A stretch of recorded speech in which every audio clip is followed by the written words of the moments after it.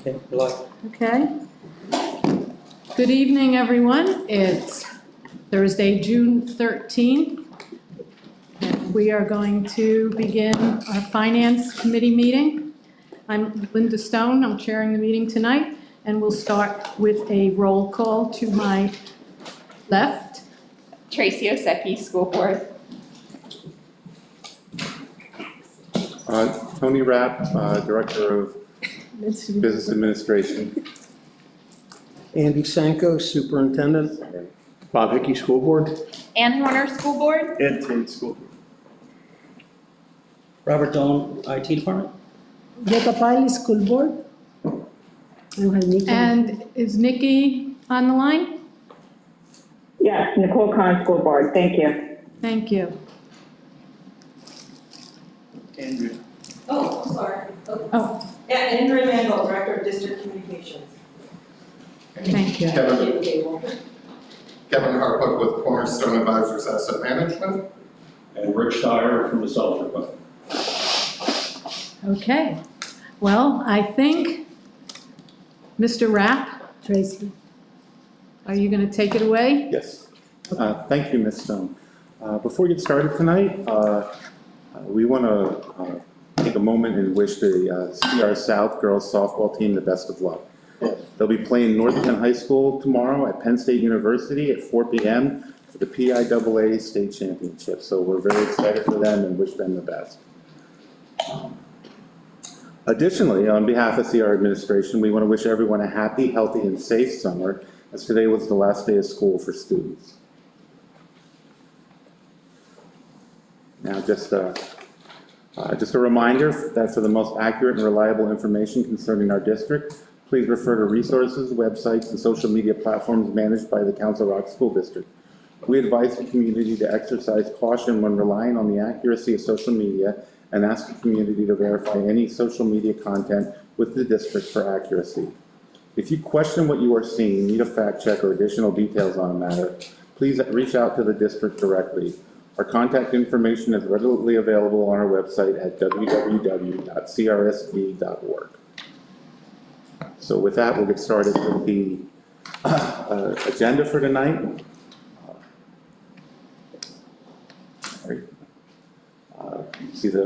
It is a rather full agenda, a lot of end-of-year stuff to get discussed tonight for approval next week.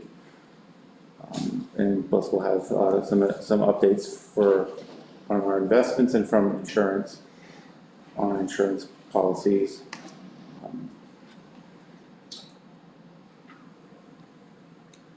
And so the first item on the agenda is an investment update from Cornerstone, Kevin Harpuck.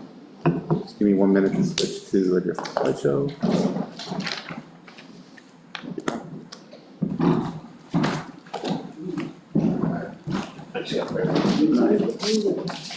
Well, thank you very much. Cash management used to be a really boring conversation, but over the past couple of years, I'll just say it's gotten a lot more interesting and certainly a lot more dynamic, to the point where even yesterday, you know, there was a lot of consternation in the market as to how inflation was coming out and what the Fed dot plot was going to say. So things have been moving, and I'll say, you know, working with the staff, there were a lot of good decisions made last year. And interestingly enough, one of the things that we did in some parts here was, you know, there's a saying, don't just do something, sit there, right? And that sounds the opposite of what you think, but remember 6 months ago, 9 months ago, the market was saying the Fed is going to cut rates 5, 6, 7, 8 times, and we were going to go back down to 1% rates. Well, none of that happened. And we could have locked in and would have had lower returns than if we generally did what we did, which was keep an eye on the market, communicate, but just stay at a higher short-term interest rate. So you're going to see these numbers are about as good as we could hope them to be. And I don't know, can you blow that out? Just the bottom line's just cut off a little bit. I'm not sure if it's me or. But what you can see here, and I'll just call it out as we go, but what you see here at the top are the general funds, so the operating and fund balances, and then the bond funds from over the years, and then some of the miscellaneous funds. But so far, fiscal year to date, this is through March, the total income for the district was about $7 million. To give you an idea, a couple of years ago it was 400,000, 500,000. And through the end of May, and these numbers aren't on the page, but through the end of May, the district has made about $8 million on investments. And remember, these are very safe investments. We're talking about treasuries, we're talking about money markets backed by treasuries or the FDIC. So we're well ahead of the game, certainly ahead of what the budget predictions were.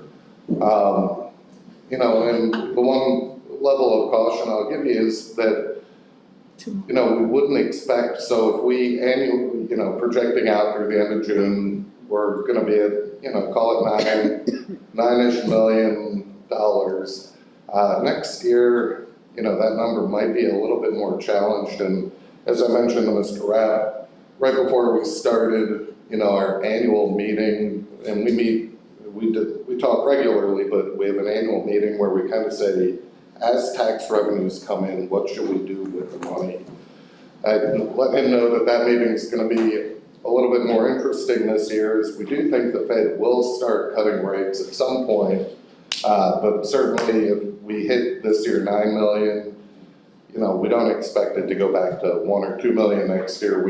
We're pretty comfortable. We're going to be in the $5 to $7 million range, barring a very bad economic outcome.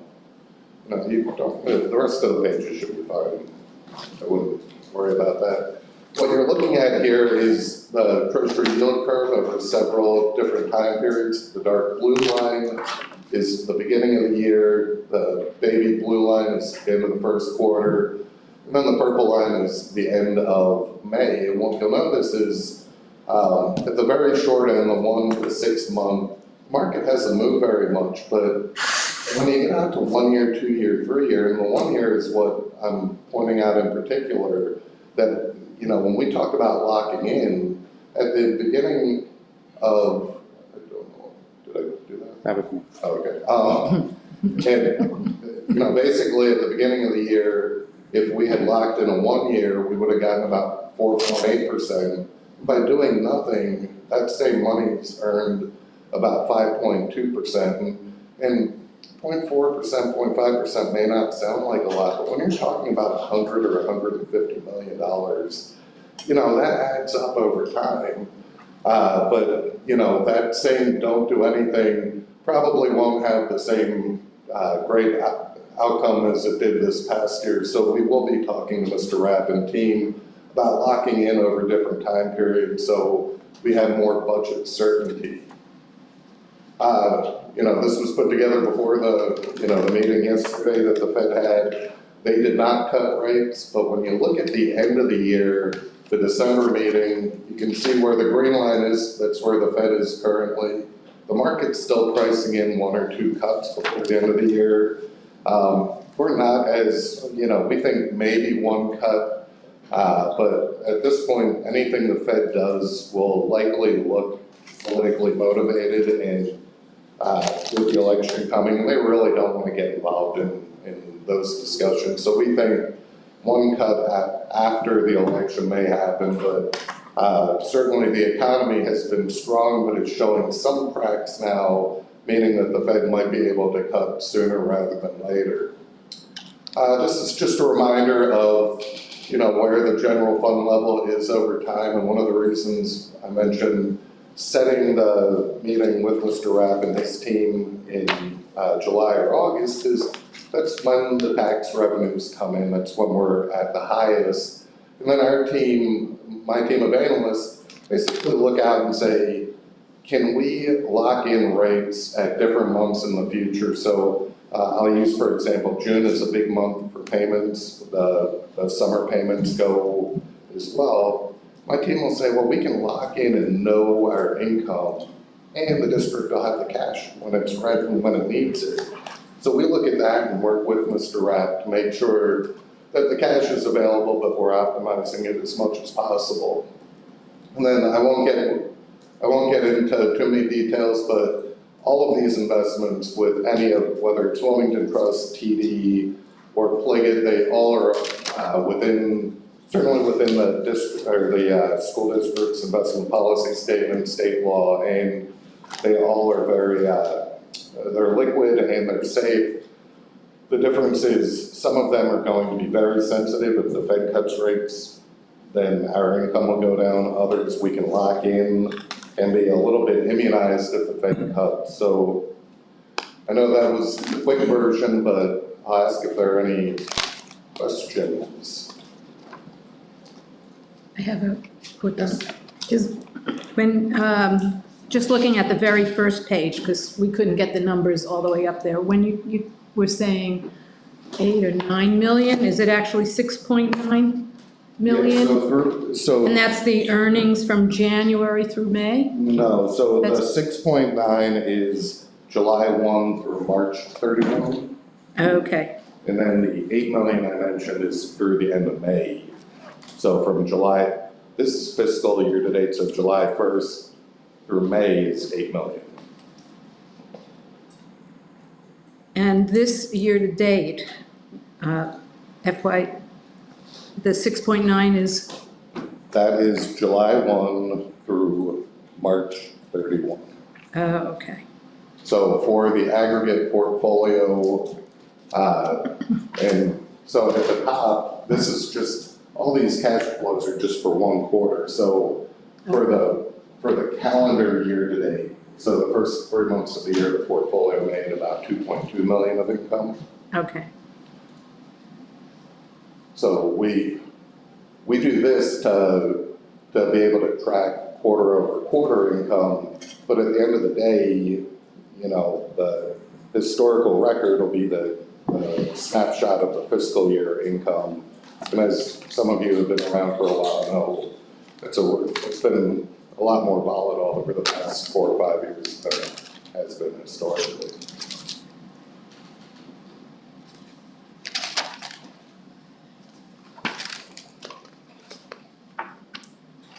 when was the last bump that the feds did?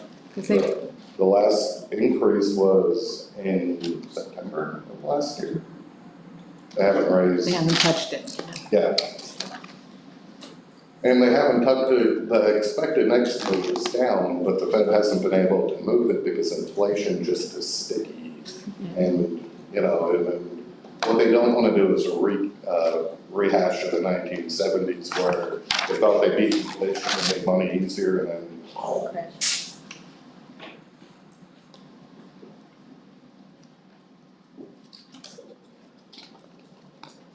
So, you said that you expect next year to be between 5 and 7 million?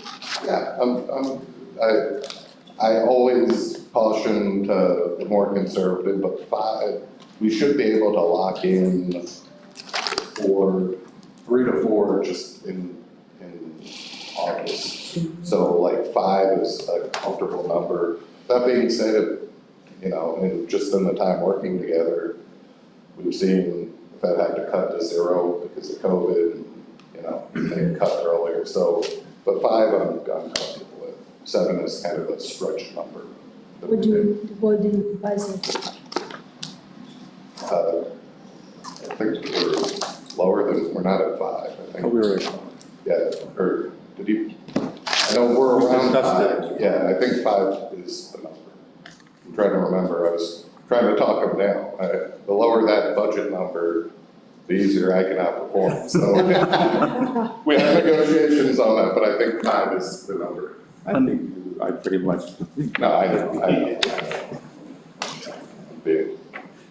You know what I'm saying? But 5 is a comfortable number, given everything we know right now. Or conservative number, I should say.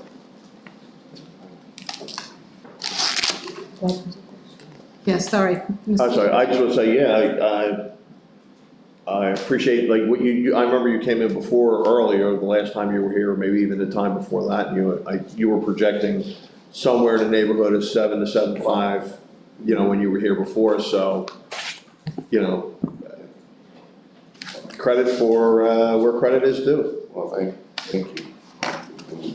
And again, a lot of it's gonna be driven by what happens with the Federal Reserve, but I think we're in good shape here, and the district is, doing the right things with this cash. Thank you. Any other questions? Can I just comment Aye. that not all the districts have this kind of, like asset management or service or, investment, so I think credit to Council Rock for having done that, and now to you, Kevin, working with Mr. Rock, make sure that this flourishes every year as much as possible, because as you said, you cannot predict the markets, but you can try to play around it. Yeah, and you would be shocked with how many folks we talk to who say we've been doing it the same way since 1970. More likely you're leaving millions on the table. Yeah. We're doing it since, and I'm like, okay, well, far be it for me, so, well, thank you.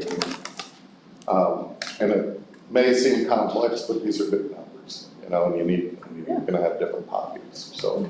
That's great. Thank you. Any other questions? Go see your mom. All right, thank you. Thanks. Thanks, Kevin.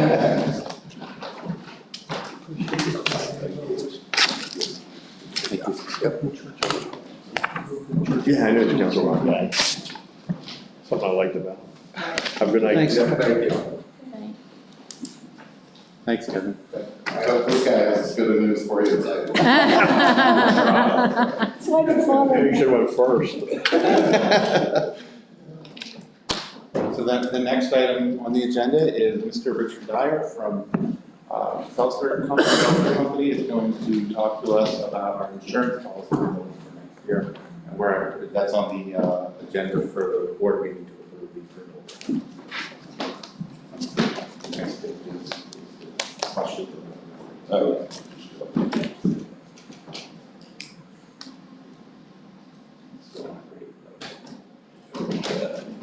Okay, so we do have two different spreadsheets.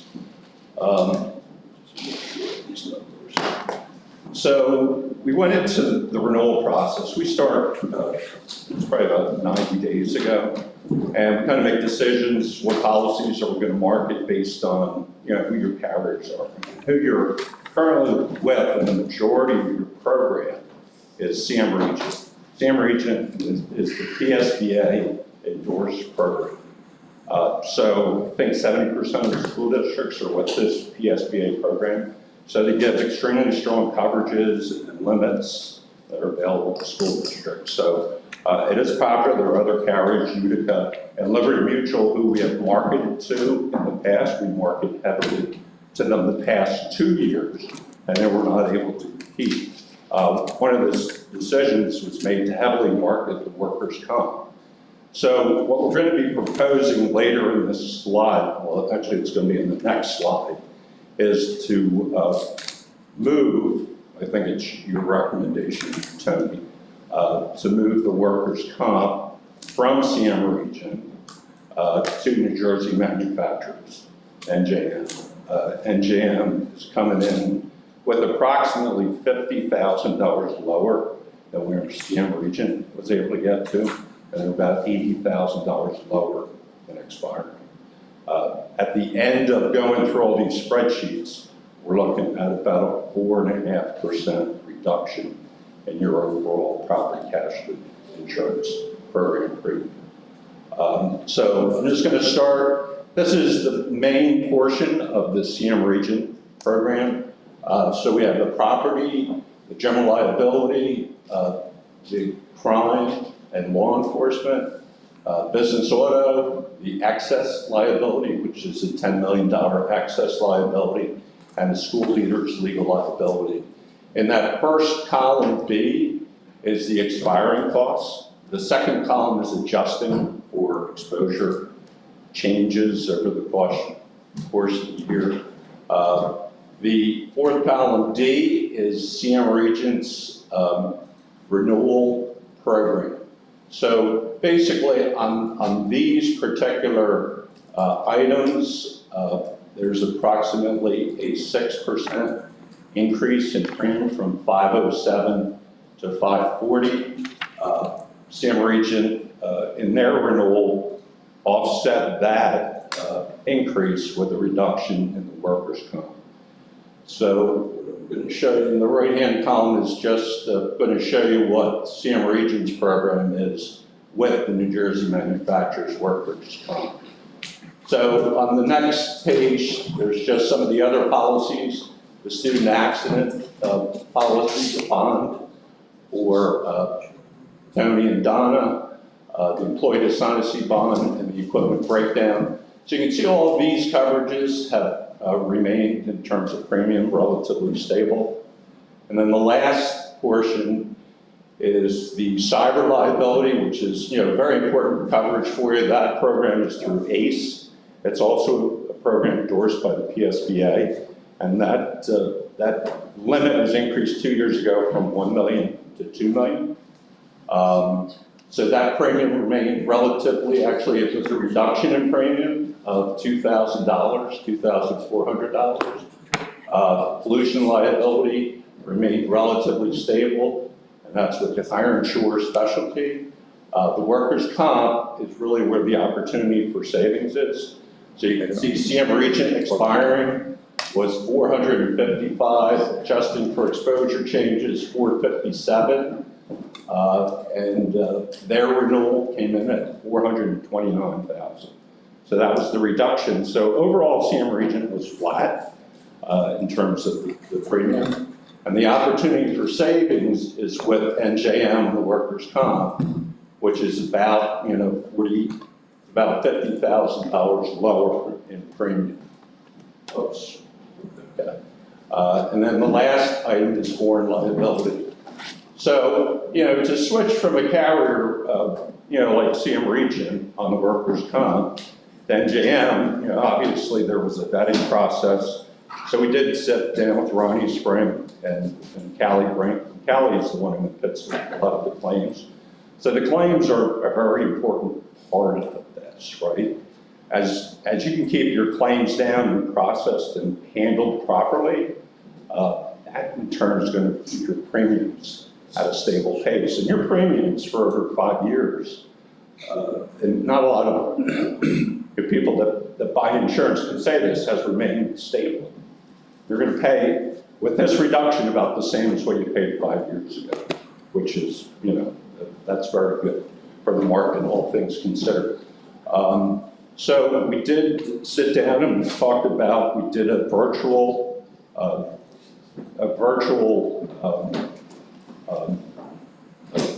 view of a portal and how a claim was processed with Callie, and I think she was favorably impressed, right, Tony? Yes, Callie was very happy with the new portal, and the way the system's going to work. So, and Ron as well was happy with that. So that made it a bonus to do the switch besides the state. And a little bit about New Jersey manufacturers. So they are A-rated. They are the largest writer workers' comp in New Jersey. They're now into 10 states. They've been in Pennsylvania for 10 years. They rate 1/3 of the schools in New Jersey, so they're very familiar with it. They have adjusters that live in Pennsylvania.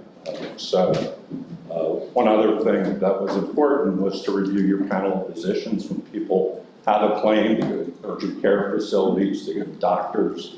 So we took the panel, we sent it to NGM and said, hey, is this panel good? And they said yes. They would be able to satisfy the standard panel. So that was, that's a recommendation and opportunity. So with that, anybody have any questions? Yes, Ann Warner? Did I push that forward? No, we're, How did New Jersey Manufacturing come to us? How'd you find them? Like, how did that come about? Well, We handle all different kinds of insurance companies. Okay. So they've been with our office for about 5 years. They did quote last year also, but their quote was pretty much the same, right where CM Region was, about $450. So this year they came in with a lower premium. And we did give CM Region an opportunity to match that premium, and they were unable to. Thank you. Bob Hickey? I mean, there really wasn't much difference, but I'm assuming it was an all or nothing package as opposed to an à la carte where we could have. Well, just remember, the only thing that's switching is just the workers' comp. Just the workers' comp's moving to New Jersey manufacturers. Oh, okay, so it The is. rest of it's staying with CM Region up above. That's what I'm Perfect, yeah, saying. That was the last column. So the only thing that we're switching is just the workers' comp. Okay, perfect. That was my question. Can I ask, is a soft market right now for workers' comp, or was our experience that good? I would say if there is one market that is soft, it is workers' comp. The rest of the markets are relatively hard. Yeah. It's kind of it's still increasing at a decreasing rate. Several years ago, it was horrible, especially on the excess liability. Yeah. But no, if there's one market that is soft, it is workers' comp. Yeah. How is our experience in that? Well, your experience mod is right around 0.96, I believe. So that's good. It's a credit mod. 6 years ago, it was 1.277. So that was a debit mod of 27%. So Yeah. that was not good. So there have been, just a general improvement. The safety committee is working, so that's a positive. But the annual claims, you look at the averages, 5-year averages for your workers' comp claims is around $250,000 per year. And New Jersey manufacturers is willing to charge $370,000. So, they're writing at like 65% loss ratio. Yeah. But I think they do see good things and a good positive trend from the claims and from the experience mod. So, they really are interested in your business. Great, thank you. You're welcome. Ms. Oseki? So I just want to be sure, so there's no change from a user standpoint, they're going to continue to use the same doctors, whatever, everything is Yes. currently covered, the coverage is the same, Yes. and the employees don't do any of the input, it's only run and They were Cassie?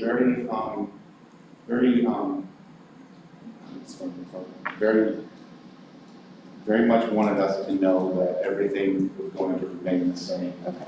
With doctors. So nobody's going to notice a difference except for the person other than inputting the claim. People inputting the. Yeah. Great. Yeah, we got a copy of the panel position, sent it to the NJM, they said this will be good. Okay. Thank you. Nikki Khan, do you have a question? Yes, good evening. Thank you, Mr. Dyer, for presenting this evening. I just had a question regarding, some explanation regarding the rating. If you could just explain the difference between the excellent versus the superior, and like what that means for the district. Well, excellent carriers are A and A minus rated, superior would be A plus rated. But any bank or credit institution wants to make sure that you are excellent or superior. It's when you fall into the B rated carriers where you can have issues. But New Jersey manufacturers. Okay. I'm sorry. No, I'm glad. Okay, so in the areas that we have the excellent rated carriers, is that just because there wasn't a superior, or is that based upon historically what we have gone with? I know we discussed the only change with the disability. Yeah, no, it's really not a factor in deciding. All things being equal, you might want to choose a superior A plus rated carrier, but no, A rated with New Jersey manufacturers is a solid rating. Okay, great. Thank you. You're welcome. Any other questions? Yeah, absolutely. Thank you so much. You're welcome. Thank you. Thanks, everyone. Thanks, Rich. Good to see you, Rich, thank you. Thanks very much. You're Thank welcome. you very much. No, I wasn't. Okay. Thanks a lot for coming. Take care. Thank you. Thank you. So we're having some technical difficulties, so we're gonna ask for a 5-minute recess.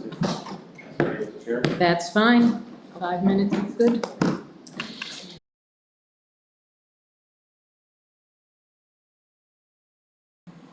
Hello, we are back. So we're up to our next agenda item, is that correct? Well, I'm gonna, if it's okay, if it's all right with the chair, I would like to go over Mr. Dyer's slides real quick since they were not shown. Okay. Oh, we missed video. Oh, they weren't shown. Oh, okay. So the first page is our main policies with CM Region. The first column is what we were originally paying. The second column is adjustments for experience.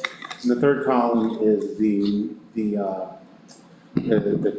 quote that we were given from CM Region for next year. Don't mind the E column. That is just the current prices of the prices that were quoted to us by CM Region, with the exception of workers' comp, which is the NJM quote. So you can see that our main policies went up from 507 to 506 to 540,795. And then the next slide is some of our other policies, bonds for myself and the board secretary, student accident insurance, which is supplemental insurance we provide to our students to pay for any medical costs over and above their family medical insurance, employee dishonesty bond, and some equipment breakdown. And you see most of these costs remain the same. Even student accident insurance actually went down. They're pretty close to where they were last year. And then in the last slide is the different types of insurance. Cyber liability has decreased. The pollution liability, it went up a little bit, a couple $100. A workman's comp, now that is where you want to pay attention to the renewal costs on the end for NJM, New Jersey Manufacturers Workman's Comp. Their quote was actually $373,853, where CM Region was $429, and the foreign liability insurance was pretty much exactly the same. So overall, between what we were paying last year and in the 1,101,000 and what we'll be paying this year is a difference of about $47,000. And then if you look at the adjusted cost after experience, it's actually a $50,000 savings. So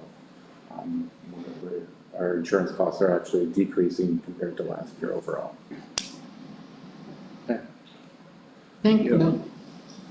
The next item on the agenda is the committed fund balance category. So every year we have our financial statement and we ask the board to provide us with the committed fund balances. That's where the board decides how they want to commit certain portions of the fund balance.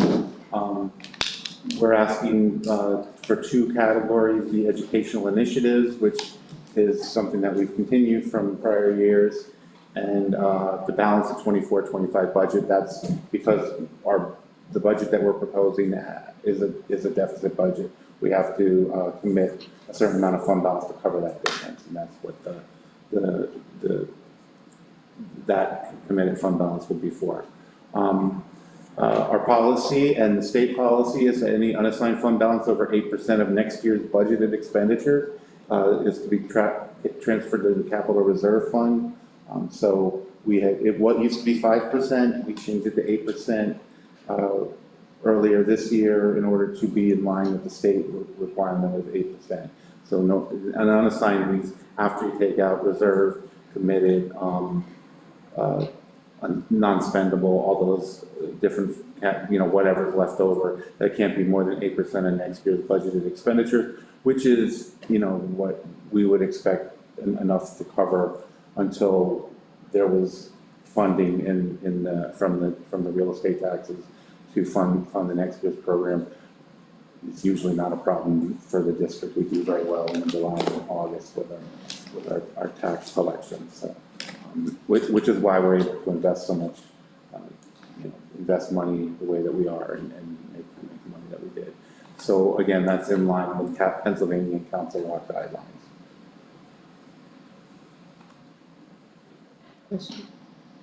Are there any questions? Yeah. I have a question. Sorry, go ahead. Ms. Pally? So we'll know by the end of the month, whatever their fund balance is, probably. We'll be closer. I don't know that we'll have, we still have, all of the July accrual. We have to wait and see what comes in. We don't know what our retirement amount is going to be, which is probably one of our biggest revenues yet to come. We budgeted 20 million. I think we've received 8 so far, our retirement reimbursement from the state. So there's still some money that comes in for next year that we don't know what that's going to be, but we should be closer. How much are we going to put on educational initiatives? I mean, we know how much we need to balance. We will know how much we need to balance the Yes. next year's budget. But then, do we know how much we're going to put educational initiatives? Well, we were at 8 million, and then we spent about 330,000 this year on the smart boards in some of the elementary schools. I would, I'll make recommendations to you based on what results we look at the end of the year and how much we have, and maybe we should, if we could move it back to 8 million, that might be a recommendation. And, if that's what we really want to do, we can do that. But I'd like to see what the results of operations. So we don't need to decide that anytime soon? No, you're just saying, this is just saying your committed fund balance categories are educational initiatives and balance the 24-25 budget. Okay. To approve that during the year, so that when we're doing the financials next year, after this year ends, and we know that those categories, and we need to put some money in those Yeah, categories. thank you. Yes, Ms. Oseki? I know we talked about this at the pre-meeting, but I can't remember, I apologize. But what are other categories that other districts have, or? Some districts will put money as commit money for, and this is not done as much as it used to be, but during the, when the retirement rates were going up by 4 and 5% every year, school districts would commit fund balance to pay that. So it's, like I think they called it like a retirement funding, like almost like a safety net for retirement funding. Had that fund balance there. Sometimes they commit it for, you stay away from things like, it wouldn't be much for a project, that would be more reserved. Like construction. Yeah. But maybe smaller construction projects are quite good. But there's all kinds of rules on that you can set. But educational initiative, future educational initiatives is a good use of that fund balance. And during COVID, there was money that was put away for COVID emergency funding. So. How about professional development? I imagine you could. That could fall under educational initiatives? It could fall under educational initiatives if it was for a new initiative, if you were to, like we are planning to use, should full-day kindergarten pass, we would use some educational initiatives fund balance for training for staff for full-day kindergarten. So we can work under that, and it could fall under educational initiative. Now, if you wanted to set money aside for the regular upkeep, I would say not under educational initiative, the regular training, or new staff training for the same program that we have. I wouldn't put that under educational initiative. Thank you. Any other questions?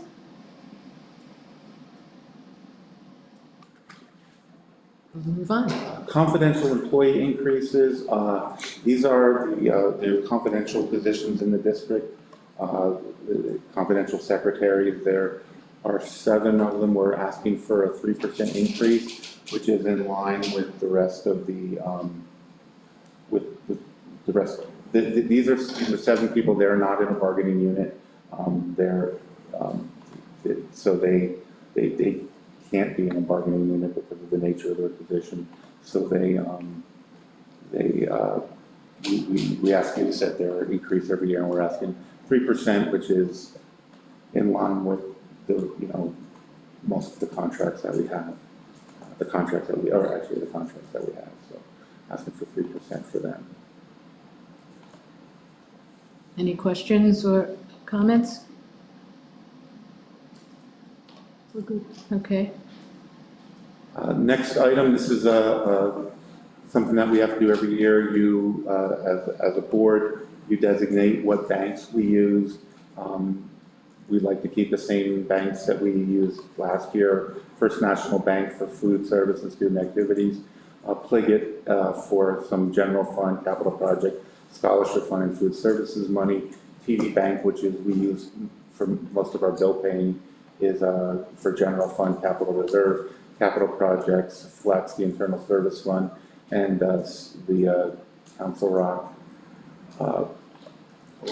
Coalition for Healthy Youth, thank you. And Wilmington Trust general fund, but that's where our investments are. That's where we put investments in there. So we ask for you to approve these banks. It's the same banks, again, it's the same banks that we used last year. Good. Any questions here? On the roll. Next is another housekeeping item. We join with these groups for cooperative purchasing. They go out to bid with different school districts and governments, give a price for an item, and once those prices are given, they're able to then go with these groups and provide the same pricing to us. We usually join all of the groups that are listed here. We do.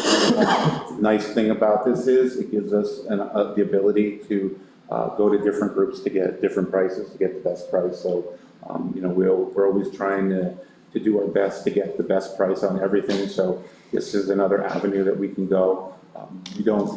It also gives us the ability, in the case of an emergency, to buy something that might require a bid, but because these have already been bid, we don't have to go out to bid for them. We can purchase them directly. Generally, though, we try not to do that unless we have to, and unless go out and look at different vendors and say we find different vendors and look at different vendors on here, and the best vendor on here is maybe one of the best vendor price that we get is one of these vendors, then we can buy it. If it's not, then we should go out to bid. If you follow the thinking behind that. Good question. Yes. Just a quick question. Any cost to the district to be a part of these co-ops? No. Thank you. Any other questions? 24-25 curriculum bids. This sets the prices for the 24-25 school year. Supplies and equipment for academic, extracurricular, and support activities. This is a long process. We go out to bid. Basically, we give each bid is a list of items that are given to us from the buildings of things that they would like to buy for their programs during the year. We then get prices from companies. They bid on different areas, and we select the best price by item. So we don't have to go with one company for all the science stuff. We pick whichever company gives us the best price on each item. So if one company gives us $10 on an item and another company gives us $11, we can go with the $10, but then it's reversed for the next item, we can use the other vendor. So, and the nice thing is these are just prices. Should we end up finding a better price outside of the bid groups, we are allowed to go outside of that group. So we're not locked into the prices that they give us. So, again, ways to keep costs down so that we're always trying to find the best price, and asking people to do research and get the best price, and this is just a better option. And again, what's the number that you usually use before you need to go out and get bids, or are you? In the current year, it's 23,200. 300. 300. 22,300. Go ahead, you said it. It's 23,200. Okay. But it'll probably be more next year. The increase every year. We wait for the federal government to tell us what it is. So. Thank you. Any other questions? I didn't mean to correct you. Didn't hear you. Thank you. The next item is a 2024 to 2030 countywide network service agreement. This is basically the district's internet access. This is how we connect to the internet. It's through the Bucks County Intermediate Unit from July 1st, 2024 to June 30th, 2030. It is a countywide group. Cost is $67,059.26 annually. We do get an E-rate discount. That's the program for lower income people to provide them with internet access. So we do get money back because of that. So the net cost is in each year is expected to be $42,778.75. And this is the same internet service that we've been providing, using for years. Thank you. Any questions? Nikki? Ms. Stone, I have a question, yes, thank you. Mr. Rock, is this a fixed price for the next, then, 6 years? The cost is a fixed price. The E-rate discount is an estimate. Correct, sure, that's estimated from year to year based upon who applies and qualifies, correct? Yes. Yeah, you have to have the people that qualify for it, but the cost is fixed. Okay, great, thank you. That's it. You want to move on then? The master service agreement. This is an agreement, again, with the Bucks County Intermediate Unit to provide information technology consultation services to the district. It's for May 20th, 24 through August 30th, 2024. And you can see the rates that are up there between each level of technician goes up $200 and the senior leadership is $1,000. And that's some consulting services we're having done with the IT system in our IT department. Any questions? Okay. 2024-25 MDIT budget. I know we talked about this. We've been through this slide before, but we need to ask you to approve the budget for next year. So it's the same budget as was presented, where our costs did increase from 100 up by 177. A lot of that is due to the increase in enrollment from our district. The costs have been pretty level for MBIT, but they do have their prior year reconciliation from 2 years ago, and we do owe $282,000 from that reconciliation, which we will pay as part of this. And that changes every year. Last year we got money back. This year we have to pay money in. Can I ask a quick question on that? How is that paid monthly? How is that? Monthly, yes. Monthly? I'm sorry, quarterly. Quarterly? Thank you. Durham Transportation Contract Amendment, we've negotiated with Durham to reduce the increase of the, so there was the contract called for the cost of transportation to increase by 4.5% every year. We negotiated that down for the entire contract from 4.5% to 4%. So we are saving money there. We've also negotiated a reduction in the minimum hours for field athletic trips from 5 hours to 2.5 hours. And Durham is agreeing to pay for the fiber optic connections at each depot for the length of the contract. So good job, Tony. So this has been an effort. A lot of people, a lot of work put in. Andy, the rest of cabinet, everybody's done a lot of work on this. It's not me. There's been a lot of talk about this. A lot of work put in. 24-25 Fortinet renewal, their phone system, service equipment, voicemail and support. It's for a year, a little more than a year. Annual cost was $386,905. Prior cost was $365,722. This is district? Yes. Excuse me, that's district.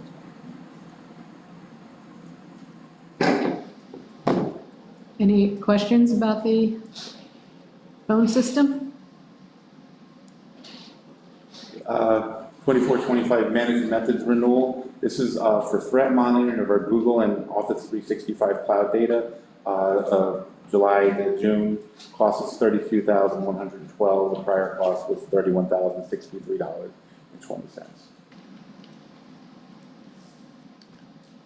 Thank you.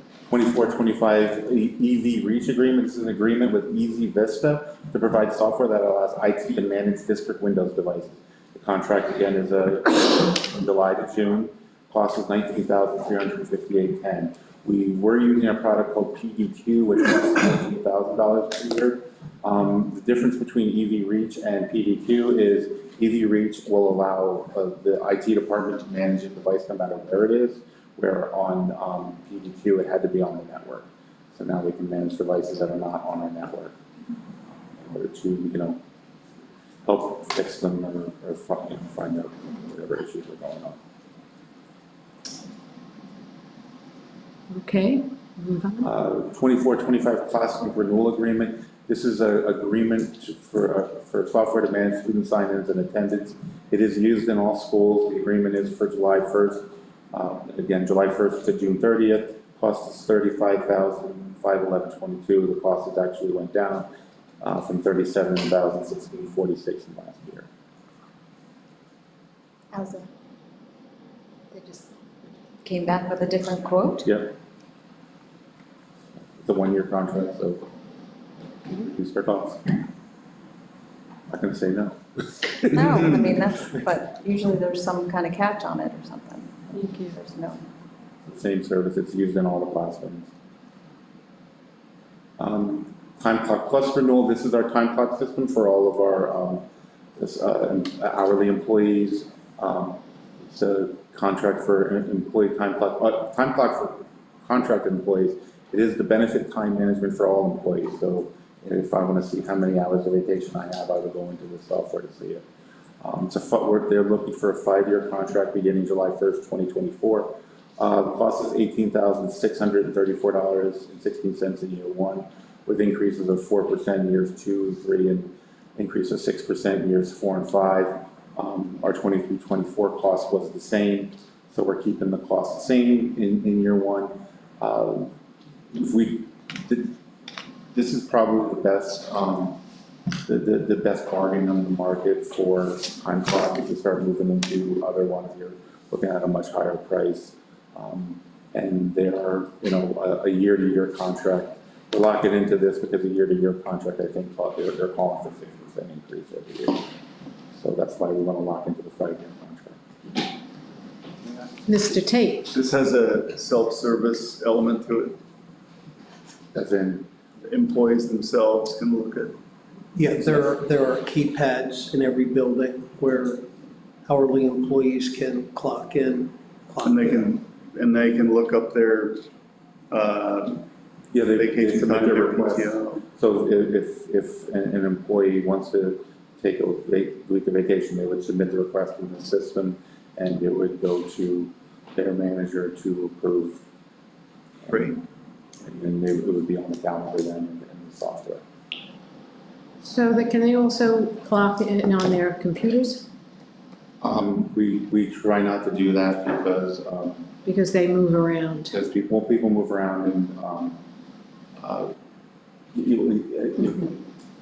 not everyone has a computer either. And Okay. and you can do some things on your computer, but mostly we ask people to log in on a device. We do have, there's a device right when you walk in the building in the school, so there's. Thank you. Any other questions? 24-25 Power School renewal agreement for Council Rock's Student Information Service. Again, July to June, cost is $34,315.09. That's an increase of a little less than $2,000 over last year. Everybody knows the top power school. This is an agreement for network backup to provide backup services for the district for the next 5 years. Cost is $62,718.56 per year. Prior service per year with this company through a managed service provider was $85,680. So the contract is now directly with this company. So it is less expensive through this company, and we'll be holding our own backup rather than access our own backup and our own and setting up our own user accounts rather than having a third party do that.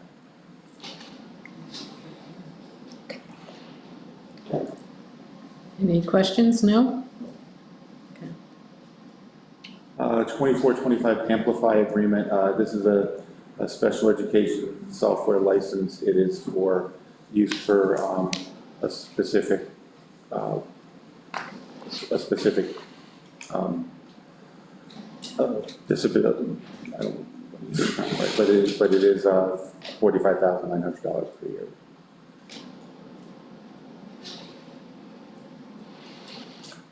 And Council Rock South, 26 and 27 prom contracts. They really like the National Constitution Center, so they want to lock in through 27, $6,800 a year, and you can see the dates for the proms that we're locking in for 26 and 27.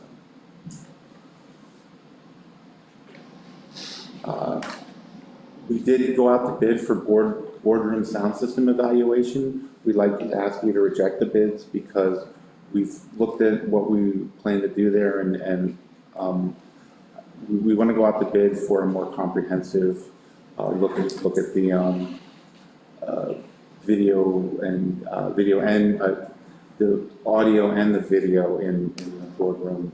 So we're asking to reject these bids so that we can rebid it with more information. Ms. Oseki? I have a question about the boardroom sound system. We've talked a lot about the Chancellor Center, but particularly about grants and why this building is not eligible for most grants. I was wondering, when we talk about the boardroom and paying money for the sound system and additional improvements as you're going to recommend, that particular part of this building is public space, and I know there were some grants that we didn't qualify for because this building isn't a school and it isn't public space, but I'm wondering if we could get grant money for that room, because that room is public. Well, I know that we maybe I don't know if it meets those requirements since it's a specific group, but I don't know the answer to that. But we can look at it the next time it comes around. We'll be on path to pay for that for the current grant. Yeah, I guess my question is, and maybe it's more a question for you, Andrea. Like, can we keep our eyes peeled for grants that might? Yeah. I mean, maybe we can apply for that particular. Unfortunately, this is kind of like a sleeper period for grants, so Okay. I'm thinking late August is when, for whatever reason, they start to come back to life and then they start sending out. We look at every single grant that comes across anybody's dashboard. We kind of all look at it together and we just look to see. It's usually in the first sentence or two whether you qualify. Because there are some beautiful grants and you're excited, print it out, and it says, only for rural areas or inner city schools or this or that, so yeah. Well, I know a lot have been, Yeah. thought we couldn't use that because we couldn't use grant money because it's not a public building. So I just wanted to, as we're talking about the boardroom, think about that. We're on it. Thank you. I have a question. Ms. Pally? You don't have to. Is this to improve the acoustics in the room or the transmission of sound? Transmission of sound. So we went out to RFP, it came back, we had several people that were interested, it was relatively costly, and with the work that we're gonna ask to have done with the capital planning, we just didn't know if it was the right time now to talk about spending tens of thousands of dollars on something when we don't know the big picture with the capital plan. Because I think we also talked about the acoustics, because the back of the room doesn't have any speakers, right? Yes. Yeah, is that something That's that a we could? separate project? I don't know enough to tell you the details, but at least one of the groups that were, they talked about the positioning of speakers, they talked about, we have speakers in the back of that room, but they're used for a different purpose, they're not used for board meetings. Rob, I don't know, were you involved in any of those walkthroughs? Not the walkthroughs, but I did review the, Can you add anything to help clarify? it, basically, in summary, it was, one of the examples you brought up, the speakers in the back, we couldn't turn them on because it would start an echo effect. So we would need something mounted perhaps in the division of the two, where the curtain is, to avoid stuff like that. And they were talking about upgrading and replacing the amp system that we have in there. And we have, sometimes at the last board meeting, we cut out, and sometimes that cuts out several times a day, or not cut out for a couple weeks. So that's two of the things that I do recall that were. Thank you. Yes, I Mr. Tate. think you're smart to keep in mind that we don't want to make a huge investment in this building when the long term is uncertain. Yeah, thanks. I mean, we I guess, applied the same logic in this case that we did to 20 Ford Road with the emergency generator and the, the refrigerators, that we want to learn more before we ask to spend that money. Yeah. Any other questions? Okay. Another bid that we went out for, the website user interface design analysis recommendations. We're asking you to reject these bids. We found that right now paying for someone to tell us how to improve our website might not be, the software that we have is a template software, so we are limited to what we can change in that software. So we want to rebid it as a package for web hosting along with the recommendation for improving our website. Because right now, we might not be able to make the changes that get recommended by this third party. So that's why we want to go out and rebid this. Yes, Ms. Pally? So when do you plan to rebid this? I don't want to, I would hope by the start of the school year, but, I don't know. Well, if you, in all honesty, we weren't real sure exactly where the idea to do this is, because we just changed our web hosting service. We just migrated a year in August to Final Site. Final Site provides these services as part of the contract. They're obligated to help us optimize the way the website is set up. We chose a template, they saw what we had, and their job was to help us kind of migrate it. Our job is to then clean it up, take out things we don't use anymore. We're still in the process of doing that. That's very time consuming. So to do something like that would be to have a third party come in and look at something that's brand new and still, being created and fix it. When we can, in all likelihood, have Final Site do the same thing. The other part is we had to move the Final Site because Blackboard essentially was assumed by Final Site. They sold out. And we want to make sure that anybody that bids on this has the ability to be congruent with the Final Site template. And we don't have good confidence in that everybody that bid on it could be able to come in and do that, because we're obligated to use a particular template provided by Final Site. Nikki, Ms. Khan, do you have a question? Yes, thank you, Ms. Dunn. I was just wondering regarding to the interface design and analysis recommendation, what did the bid come in at since we're rejecting it? I don't have the numbers, but the biggest thing that made us decide to reject it was the fact that we don't really have the ability to do we don't want to pay for someone to make recommendations that we can't enact. So, I totally agree. If we can't use the services, then why pay for something that we can't use at all or apply? I don't want to say off the top of my head, but they were, Okay. it wasn't like super high or anything, but it was, still in the thousands. Okay, great. No, appreciate it. Thank you. Mr. Tate, did you have a question? Not necessarily. Okay, anyone else? Move on. Next item is the general fund final budget for next year. Again, these are a lot of things that we've been showing, and the numbers have been varying by a little bit just based on little adjustments that we're making, but $277,641,099 in revenue. Expenditures of $279,588,626 for a deficit of $1,947,527. That deficit is less than 9 of the last 10 years budgeted deficits. So, we have been budgeting for a deficit for 15 years at least, and this is the lowest in the last, second lowest in the last 10 years.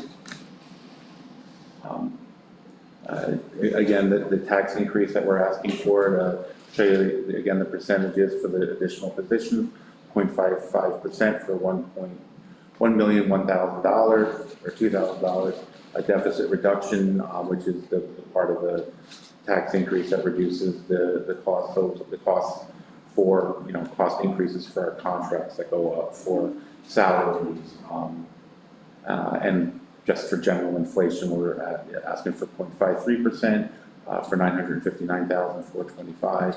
The full day kindergarten, 0.56, which is half of next year's cost of $1,007,000, and the debt service increase of 1% of $1,814,054, for a total of 2.64% or $4,782,237. Home with an average assessed value of $45,967, we're paying an additional $166.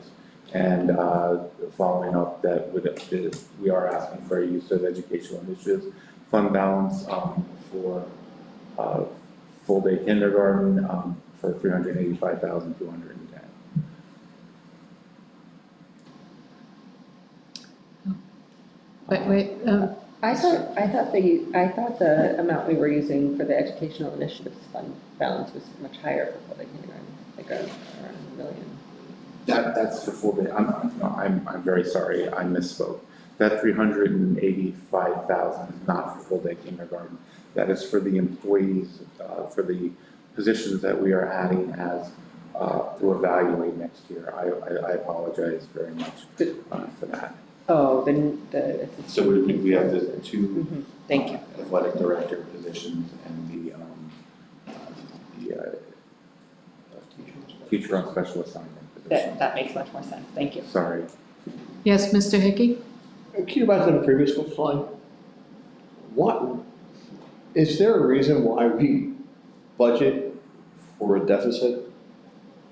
I mean, I know that number's low and it's the lowest we've had in a while, but I mean, I think this is a question that comes up every year. Why don't we have a zero budget? Because, well, we do conservative budgeting, that's the reason for a lot of this, and we try to make the expenses, look at the high side of those, and the revenue, we kind of keep them on the low side. We don't budget for what the state's telling us we're gonna get, because that's not gonna be decided for a long time. Right.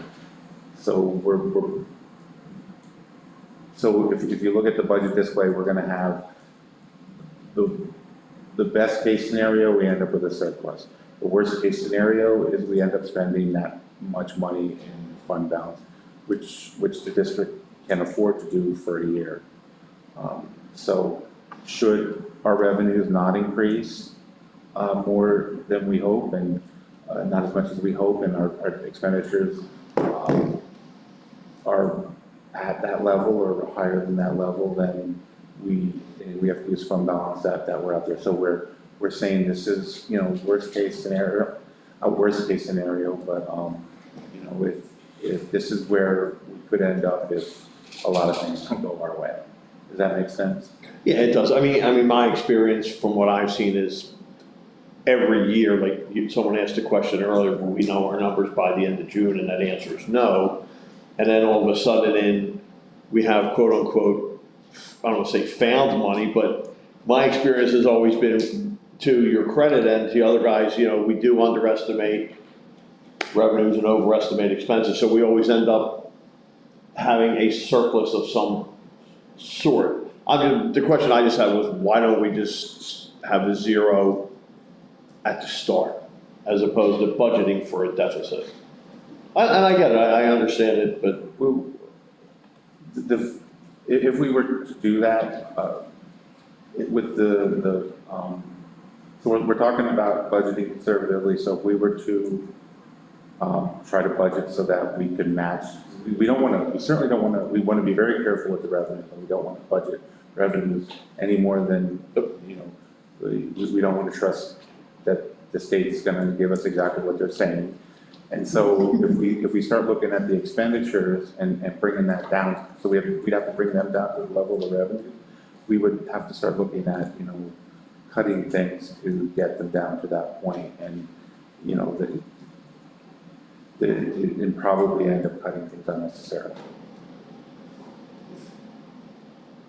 okay. I mean, like, now I'm gonna ask you to go back one more. Maybe it was the other way. For example, you know, as opposed to like the debt service, we're looking at the percent increase of, if we didn't increase our debt service by that 1%, we would have a zero balance, or roughly, it was, I think the figure was 1.9. So you're looking at $100,000, correct, or no? Right. Could we, instead of, like I said, having this budgeted deficit, say, you know, and agree as a board, like, okay, this is our budget now at a zero. If, for example, we end up having a surplus, we will commit $1.8 million to our debt service. So the purpose of the debt service is not for the $1.8 million is a help in that it gives us extra funds to smooth over years where our debt service may go over our transfer to debt service. But the point of that is to have that money available moving into debt service every year, so we can borrow that. So we can borrow enough that $1.8 million is going to cover the cost of that extra debt service that we take. Extra debt that we take. Oh, no. I understand why we have it, and I understand you explained at a previous meeting why we're increasing our debt service. I get that, and I remember the graph, and I was just saying, when you said, oh, we have to cut, and I just wanted to say, well, we don't necessarily have to cut, we just have to spend differently. And I guess it's a matter of semantics. I guess I'll raise the question when I see the final numbers in July, or whatever the case may be, where they end up. I understand it, I just, like I said, the question gets asked every year, why are we budgeting for a deficit? And I guess, like you said, that's worst case scenario, which in my experience, you guys have done a phenomenal job with how you guys have budgeted and estimated revenues and expenses. So I'll leave it at that. That's fine. No, I'm just trying to think how I can give you a better answer. No, I understand your answer, and that's, you know, it's a good enough, you know, for the time being, it's a good enough answer. Any other questions? No? So the next slide is, this is a 5-year projection of revenues and expenses based upon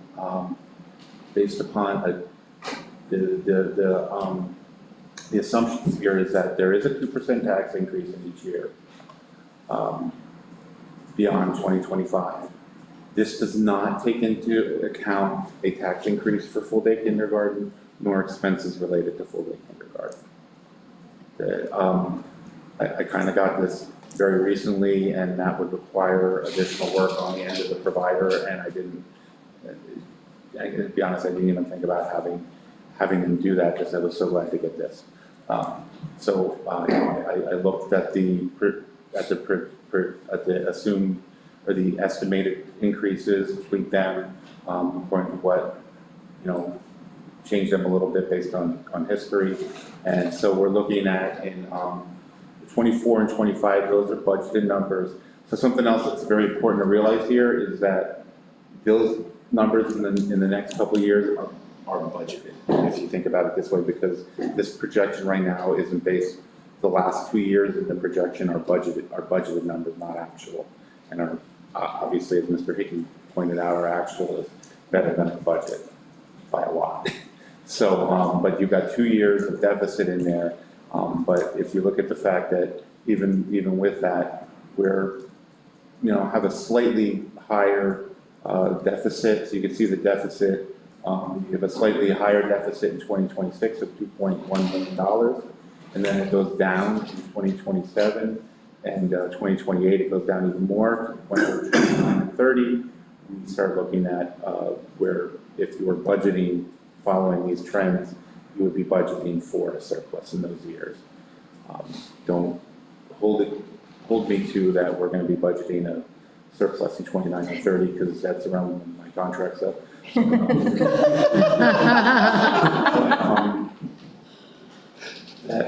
I do think that is looking at that 2% tax increase every year. I think we're being very responsible with that type of thing. We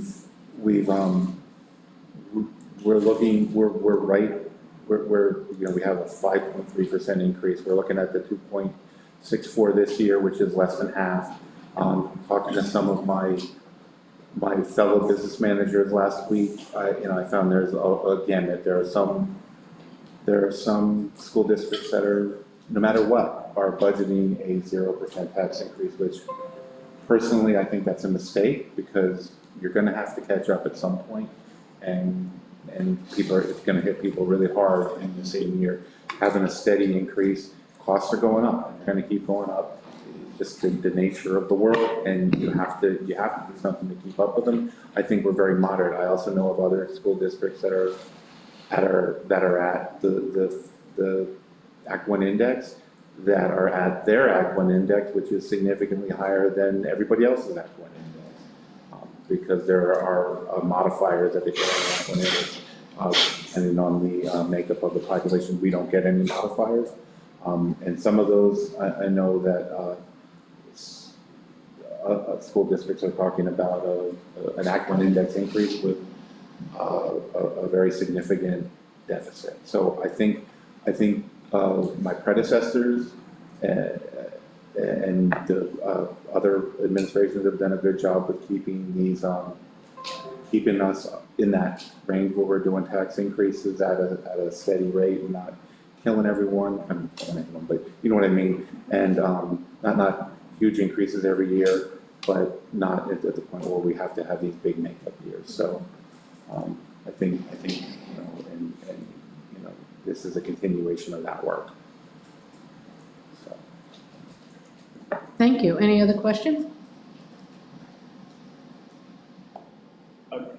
Yes, Mr. May I can't resist commenting that I think that's the wise approach, and you're 100% correct that if you attempt to go for a year or two with a 0% increase, there will be a rebound. There will be, I think you called it a makeup year, that's or 2 or 3 that's even more painful.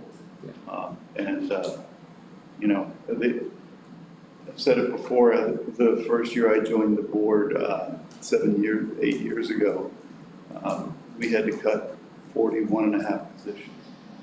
And that impacted classrooms. That was the result of a year prior that had a 0% tax increase. So you do pay a price for that kind of budgeting. I think this is a much more responsible approach.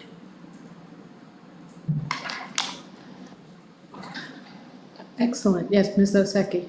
Sorry, you may have mentioned this, Tony, I apologize if I missed it, but like, for example, debt service where there's zeros, other places where there are zeros, what am I to make of that? So where there's debt service and you see zeros, that is, so prior, when this system was first, this software was first implemented in the district, we did not have a debt service fund, so the debt service was paid directly out of the general fund. So instead of being in the so it's there, it's just. It's down here now, and it transfers out because we're transferring that to the debt service fund. And so there I see the increase that we talked about going from the 18 to 20.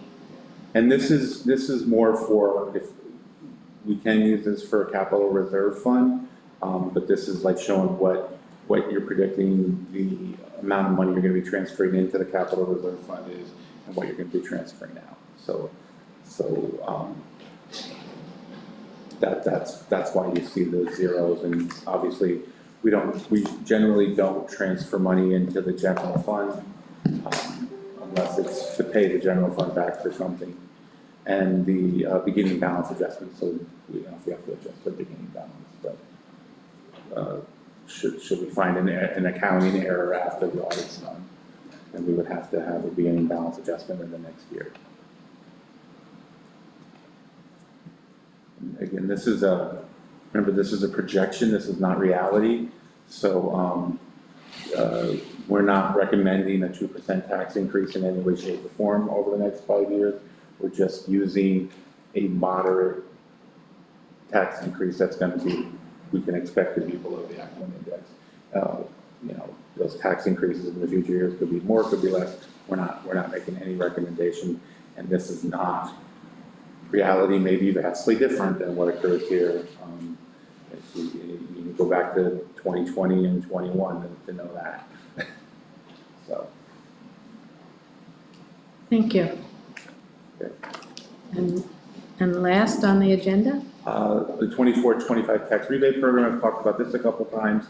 The state increased their maximum from $650 to $1,000. They've also increased their additional rebate, which is half of the maximum, half of the rebate that a person would get, from $325 to $500. So half of $650 is $325, half of the $1,000 is $500. And you will qualify for the additional rebate, and the state calculates that if you have less than $30,000 in income and your property taxes are more than 15% of your total income, it's determined by the state. It does include an increase in rebates for all qualifying income levels, such as the resident with $35,000 in income was eligible for a $250 rebate in the 23-24 fiscal year. In the next fiscal year, they would qualify for a $380 state rebate. So that those amounts have gone up in the state. The maximum income to qualify for PA rebate it increased from $35,000 to $45,000.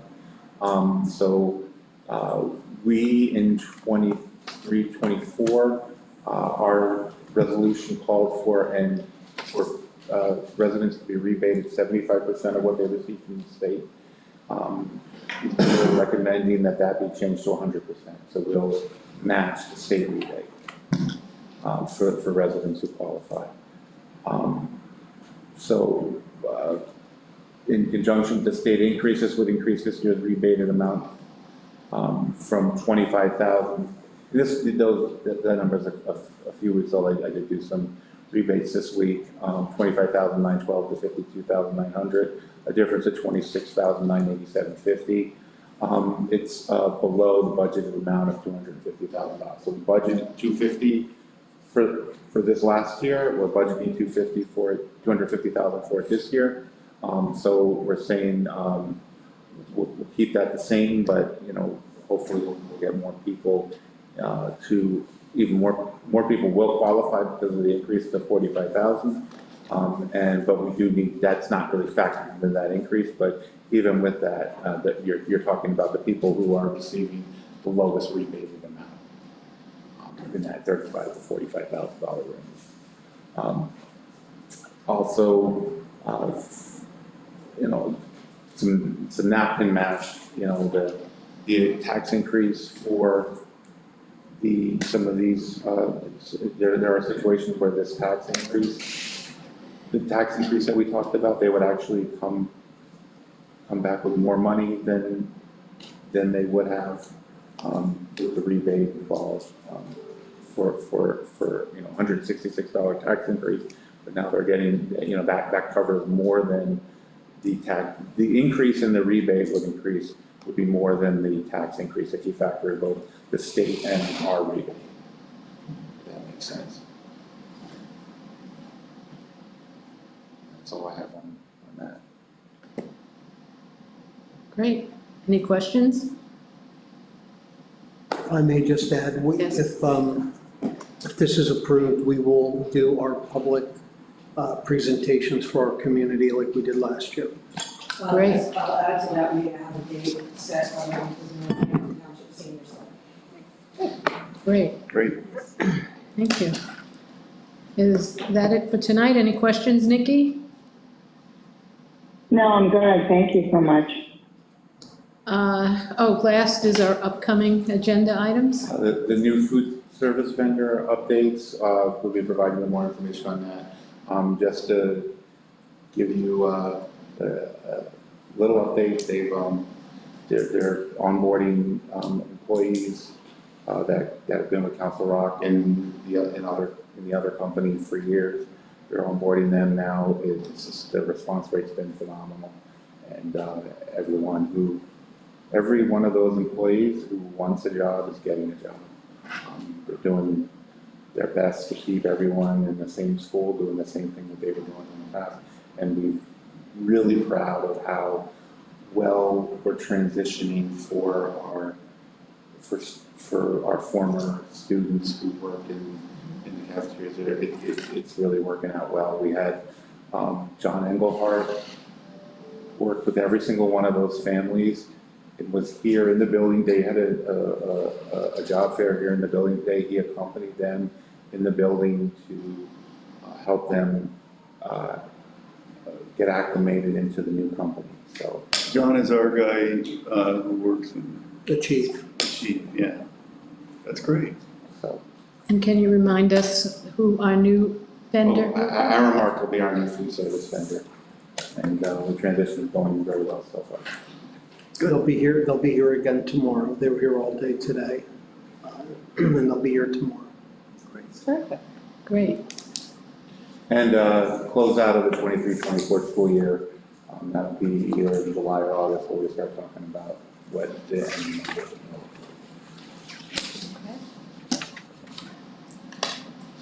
That's all. That's it. Deal. Okay, now take a deep breath and we can adjourn the meeting. Thank you. So. Thank you. Okay.